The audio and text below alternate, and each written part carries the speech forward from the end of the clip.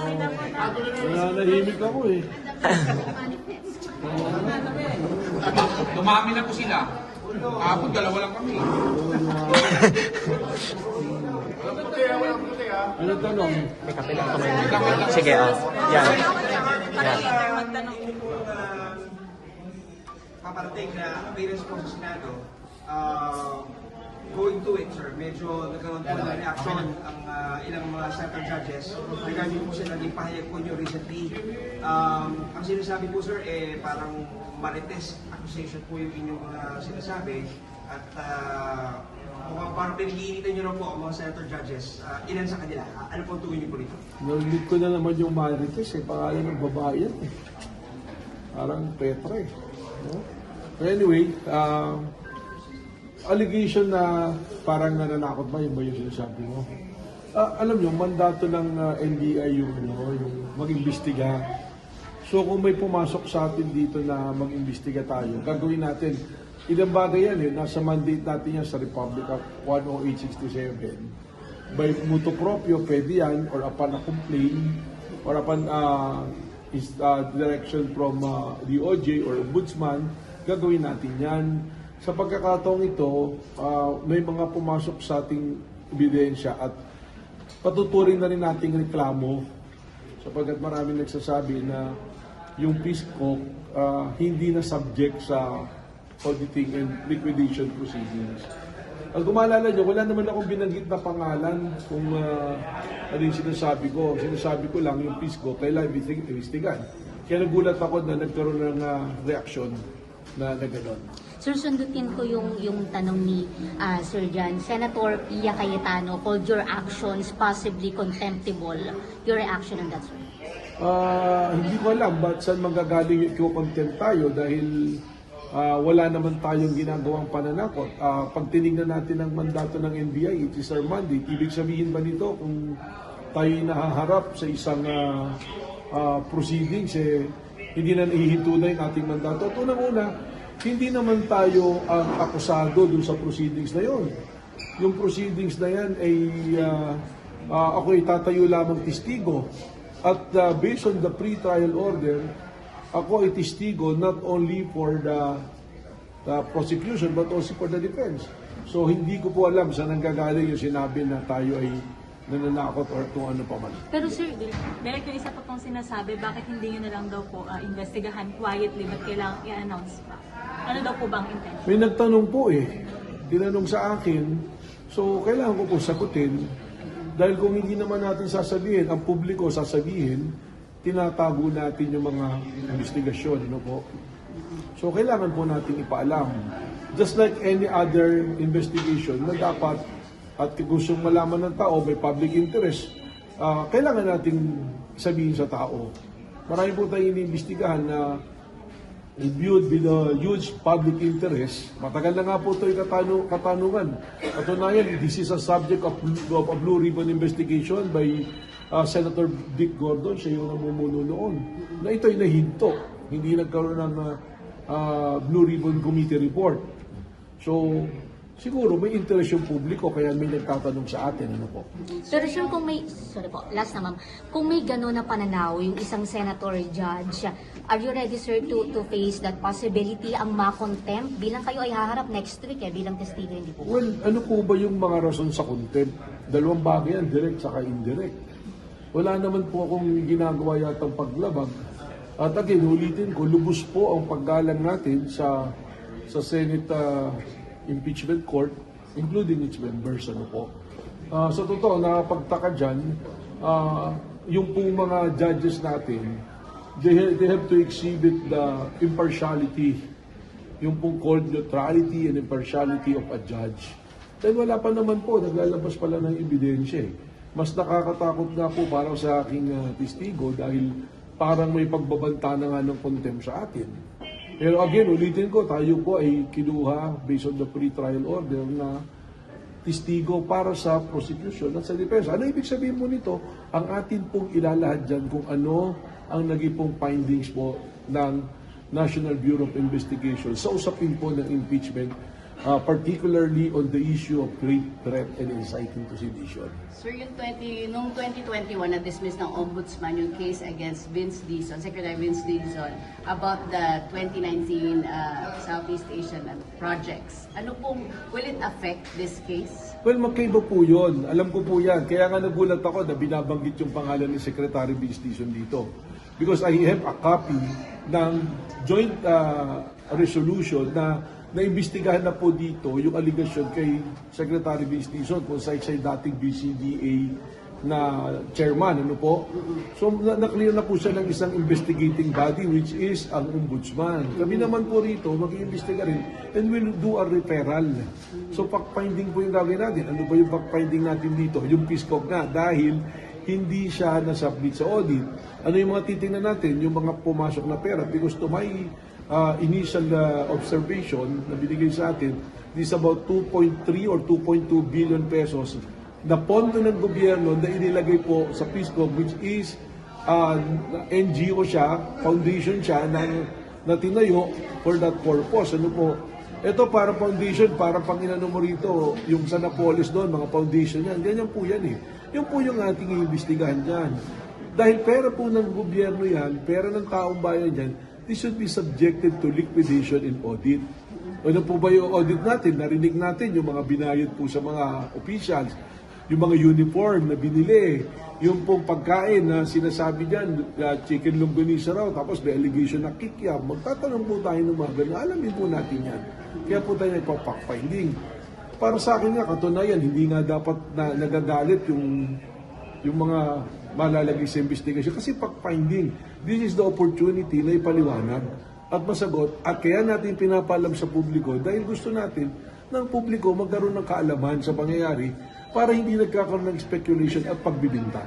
Senator, isa yun po sa tinatanong is yung tungkol sa timing. Bakit po napunta tayo ngayon sa investigation? Ano po ba yung mga, ba't naging ganito yung timing? Is this a coincidence po? Paano pong ibig sabihin ng timing? Ibig sabihin po ba kahit meron na tayo mga dokumento at ebidensya para mag-imbestiga ng krimen? Teka muna, mukhang mali yata yung timing. Hindi po ba't pag pumasok yung investigation at krimen, kaagad-agad dapat nating aksyonan? Direk, isa pa po kasing sinasabi para daw, parang intimidation daw po ito para hindi kayo matanong ng tough questions po sa pagharap niyo sa Senate. They can ask any question. Kasi po, nandoon po sila eh. Bakit ka atras? Kayo na nga nagsabi, sila na yung nagsasabi dyan. Narinig ko si Senator Robin Padilla nung sabi niya, di ba po ba pag may kaso, kailangan harapin natin? Tama po ba, di ba? O tapos, at sinasabi naman ng ibang senador, ano ba yung threat? Conditional ba yan o absolute? Kung wala kang kasalanan, bakit ka matatakot? Parang yung sinabi po din nila Senator Alan Peter Cayetano, kung wala namang namatay, edi wala palang krimen. Kung wala palang ginawang pangungurakot, hindi ka dapat matakot. Dahil lang natakot ka lang kung meron kang dapat itago. Hindi po ba? So for clarification po, kahit anong tanong na ibato sa inyo sa Manila. Kahit ano po, kahit anong gusto nilang itanong, yan po ay proseso. Siyempre may sinusundan po yung mga abogado. At as long as it will not compromise naman yung aking rights at hindi naman tayo dapat siguro bastusin doon, dapat naman po maghalang na pagtatanong. Ganon din po yung gagawin natin ito. Again, ipapaliwanag ko. Pag nagpadala po tayo ng subpoena, hindi ibig sabihin, suspect ka na kaagad eh. Baka hinihingi ng NBI ang tulong mo para magkaroon ng kaliwanagan sa isang usapin. So sir, kahit na absuelto ng Secretary Vince Dizon, possible na ipasagpina pa rin siya ng NBI para mahingan ng tulong. Kagaya po na binabanggit ninyo, hindi siya totally off the hook na? Paano po? Well, teka muna, loaded yung question mo na hindi siya off the hook na eh. Dahil Pinagsama-sama mo kasi inabsuelto, yung tanong mo oo. eh. Inabsuelto siya. So kung ang issue yung tungkol sa kanya, doon sa infrastructure, meron na nga sagot. Sabi ko nga, may kopya na tayo galing dito sa Ombudsman. Okay, ngayon, kung kinakailangan patawag si Secretary Vince Dizon, bakit? Dahil magbibigay linaw siya doon sa ating inimbestigahan. Kahit hindi si Secretary Vince Dizon na makakapagbigay ng liwanag, ating tatawagin. Sir, para malinaw for the public, ano bang difference ng work ng PSGOC at saka ng BCDA? Yung sa BCDA, ito yung construction ng sports complex at mga dormitory. Yung sa PSGOC, at tinitingnan natin dyan, yung mga ginawa, uniforme, yung sa officiating, yung mga allowance sa mga atleta, pagkain ng atleta, yung mga travel tickets. Yan, kasama yan kasi may mga sinasabi rito, yung may mga travel agency na mga hindi pa nabayaran. May mga allegation pong gano'n. Hindi ko sinasabing hindi binayaran, ha? Sabi ko may allegation. O yung kaldero, hindi ko alam. Tatanong natin yan kung kanino ba talaga yan. Kasama ba sa BCDA yan o sa PISGOC ba yan? Kaya po tayo may fact-finding. Sir, may timeline na ba kayo kung kailan kayo magpapatawag ng mga resource person for that, yung mga dating opisyalis ng FISGOC at ng BCDA? We're coming up with a list para sunod-sunod na kung sino yung papatawag. Baka sabihin yung timing na naman. Pero na sinimulan natin investigation, we will be putting up dito ang Public Corruption Bureau, kasama natin mag-iimbestiga rito, ang Financial Investigation Unit at ang Special Action Unit ang mag-iimbestiga dito. Director, kasi clarification lang po. The fact na nagkakaroon po tayo ng investigation, meaning sa iyo pong pagkakaalam, wala po nakang-file na case po regarding po sa... Wala pa pong paglilinaw as to the PISGOC. Ang sabi ko nga, may pondo ng gobyerno na pumasok dyan. Ano ang tanong? Pag may pondo ng gobyerno pumasok, hindi ba dapat isubject sa audit ng Commission on Audit? Hindi mo ba? Ano pa ba? Yung mga titingnan natin, may mga pumasok na donasyon, may pumasok na mga donasyon ng mga sports equipment, mga in-kind, may mga nagbigay ng donasyon na pumasok. There are allegations na mga may pondo nang galing sa confidential funds. So titingnan po natin lahat yan. Sir, napansin ko kanina sir na ang Facebook po ay NGO. It's an NGO. Hindi po siya government entity. Ano po ang difference po nun sir kung meron na? Malaki yung diferensya niya kasi yung government entity, sila yung nagpapatupad. Pag NGO siya, siyempre parang private yan. But ang nangyayari dito, yung PISGOC, sila yung kumbaga sila yung nagpatakbo. Sila yung nag-operational nung SEA Games eh. Doon nangyari yan. At yun yung titingnan nga natin, yung interrelationship ng public officials na nasa PISGOC at yun nga kung ano yung pwesto ng public officials. Sabi po ni Senator Alan Peter Cayetano, paano daw po mention yung kanyang pagiging speaker, kung nung time na yun, ang hero po sa congressman, at kumbaga parang Noong 2019, siya ay Secretary of Department of Foreign Affairs, hindi po ba? Yung sinasabi nating insertion, kung alam ko yung gusto nyong balikan, for the budget of 2020 yan, nung siya na yung speaker. So yun na, para alam na niya, kasi mas maganda naman nga, pag inimbitahan siya, di pumunta siya para sagutin niya yung mga allegation sa kanya. Sir, But again, I will tell you this, wala tayong pananakot dito. I mean, all of you here, if we are doing our mandate, nagsasaran tayo ng investigasyon, nagsabi pala na mag-iimbestiga, bakit naman ang reaksyon mo kagad na nanakot ka? At para hindi matanong na mabibigat ng tanong, ititingnan po natin sa Martes. Lahat ng gusto nilang itanong, sa abot na aking makakaya, ay atin pong sasagutin yan. Sabi sa letter, is not allowed yung public official na umupo as chairman sa isang NGO? Yan ang isang titingnan natin sa investigasyon natin para nga magkaroon ng kalinawan. Di po ba? Sir, may chilling effect daw po, sabi ni Senator Alan Cayetano, yung pag-iimbestigahan dito at parang iniisa-isa na daw sila. So, Well, unang-una, paano mo sasabihin may chilling effect? Meron na po bang botohan kung sino boboto for impeachment tsaka acquittal? For acquittal or conviction? Wala pa naman eh. May isip ko ba kung meron by this time, masasabi ko ba ang iboboto niya, conviction or acquittal? Hindi po ba? So paano natin sasabihin? Ang bottom line dito at malinaw na proseso at ebidensya bilang NBI na investigating body, base sa dokumentong dumating sa atin at ilang reklamong dumating sa atin, kailangan namin gawin ang investigasyon. Sir, sabi po ni Senator Cayetano kahapon, sir, na just because walang bidding, may anomalya na.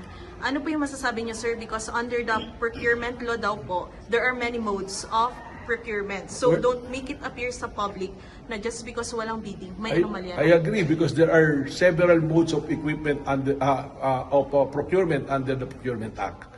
Kaya nga po tayo mag-iimbestiga. Sapagkat ang sinasabi nga natin, gusto nating malaman kung paano ginawa ang procurement. Kung kinakailangan idaan sa bidding, idaan natin sa bidding. Ito na lang po, bottom line, kailangan po natin gawin yung investigasyon dahil nga maraming katanungan. Yun lang po. Okay na. Director, sabi rin po kahapon ni Senator Alan Cayetano na paano naman daw kung sabihin niya magpa-imbestiga rin siya at sabi nga rin po niya kung maging mainit daw yung ulo nyo dahil yung sa NBI Academy daw. Hindi, wag natin palakihin yan because ang context doon, nagbibigay siya ng halimbawa, that is hypothetical. Kasi malabo naman yun na magkaroon na ng kontraktor dahil yung lupa nga hindi pa naitatransfer sa amin wala pang ang plano So hypothetical yun, para maintindihan ng tao. Hindi, at saka hindi mainit ulo ko. Nadirito kayo, hindi interview niyo. Sobrang saya ko pa nga Sir, tuloy kayo sa engagement nyo sa Thailand next week kasi magpes ng testimony. Wala na, hindi na natin itutuloy. Hindi na tayo pupunta ron. No? Representative po ng NBI wala. Meron, may pupunta. Actually, pinapunta na natin, yan na rin, turuan, natanong niyo yan. Yung kasi yan, hindi naman siya ordinary na conference. I mean, it's a conference to be attended by yung counterparts namin sa Asian region, na darating si Director Kash Patel ng FBI. Kung maalala nyo, ang NBI, nakatuwang ng FBI na ibalik yung one of the most wanted sa US sa mabilis na panahon. Katunayan, pinadalan pa ako ng personal letter ni Director Kash Patel to extend his gratitude at pag-congratulate sa atin. And because of that, mabibigyan sana tayo ng pagkakataon sa Bangkok nang on the side, magkaroon kami ng face-to-face na personal meeting, which will rarely happen ng NBA Director, nagkakaroon ng pakikipagpulong sa FBI Director. So sayang yung opportunity na yun because we will discuss a lot of issues and sharing of intelligence network, saka yung mga paano kami makapagtulungan. So yung pinargo na lang natin and I already communicated to Director Kash Patel na we will just request for some other time and some other occasion sa kasi ibang lugar na lang para magawa natin yun. Director, last na lang, meron po ba kayong direktang message kay Senator Alan Peter Cayetano? Wala naman, pero katulad niya na palaging nagdadasal ay ipinagdadasal ko rin siya. At wala naman tayong balak na siya ay personalin or anuman. Ang sa akin lang, ang NBI po, we are just doing our mandate. And as always, ang message natin, no one is above the law.